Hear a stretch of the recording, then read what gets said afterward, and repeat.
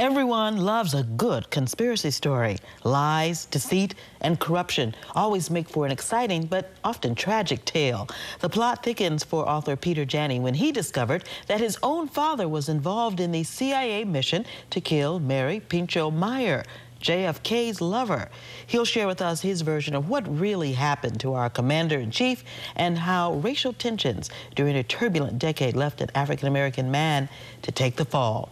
Joining us now in the studio is author of Mary's Mosaic, the CIA conspiracy to murder John F. Kennedy, Mary Pinchot Meyer, and their vision for world peace. Peter Janney, welcome. First, why did you write the book?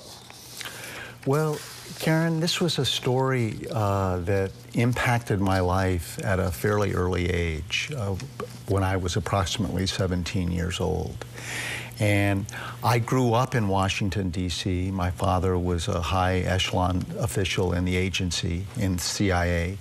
And my best friend during childhood was Michael Meyer, who was the second child of Mary Pinchot Meyer and her husband, Cord Meyer. And he and I were usually inseparable. We sat together in school each day. We were at each other's house all the time. And he was killed when he was 9 years old. He was hit by a car. And it was a tragic event for me. It really informed me to a certain degree of the reality of death in life. And then some years later, in 1964, I came home from boarding school in New Hampshire to learn the night before Thanksgiving that his mother, Mary Pinchot Meyer, had been murdered the previous October. That was the first that I had heard about it.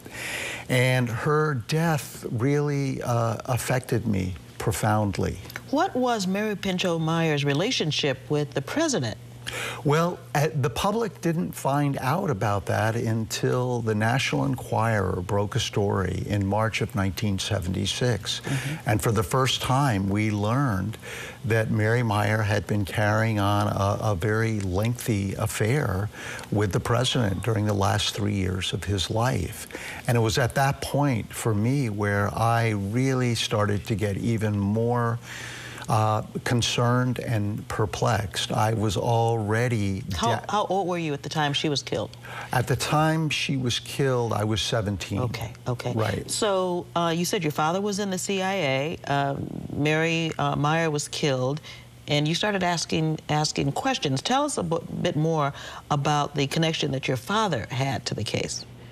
Well, I didn't really understand my father's connection to the case until well after he died. He died in 1979, only 3 years after the revelation to the public. And so in researching this book, while I was actually writing the book and still putting the pieces together, I realized that my father had been part of the conspiracy to cover it up, to murder her. To murder her. Why was she murdered? She was murdered very simply because she had put the pieces together in her own mosaic of how the CIA had engineered President Kennedy's assassination in Dallas. Well, I mean, my jaw is dropping open to hear this. Give us some more of the details that you discovered that are in the book.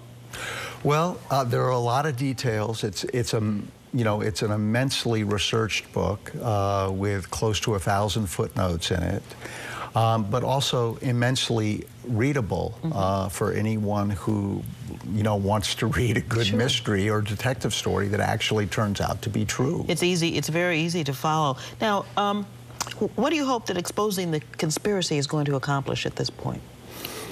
I think the American people are entitled to know the complete truth of their country.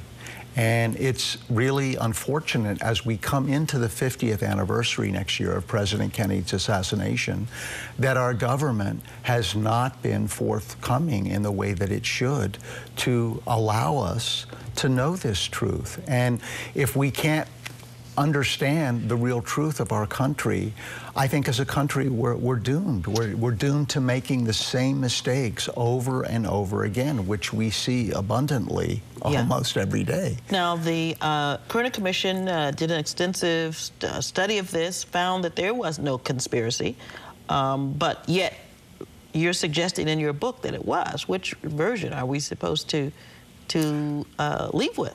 Well, starting with the Warren Commission, Commission, thank you, all the way down through the House Select Committee on Assassinations, which gave out their final report in 1979. I think there's been a lot of information and evidence that was suppressed that, as of today, has now been coming into our purview.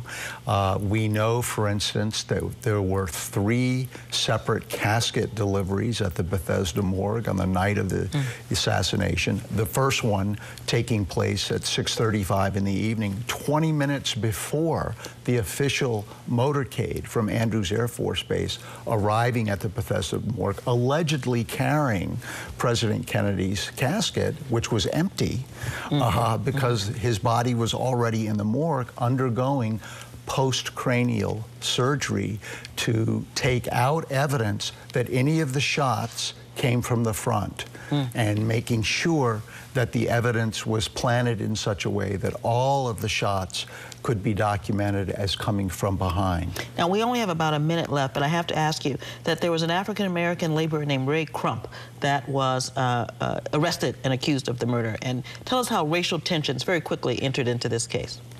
Well, Ray Crump happened to be that morning on of the murder having a kind of sexual tryst with a girlfriend down in the vicinity of where the murder took place.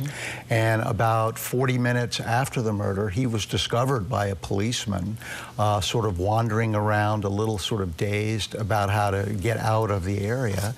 And they promptly pinned the murder on him, but he was exonerated at trial because... By the legendary Debbie Roundtree, great lawyer, but there was no DNA evidence, nothing connecting him directly to Mary Meyer. He was just picked as the fall guy. Correct. That's right.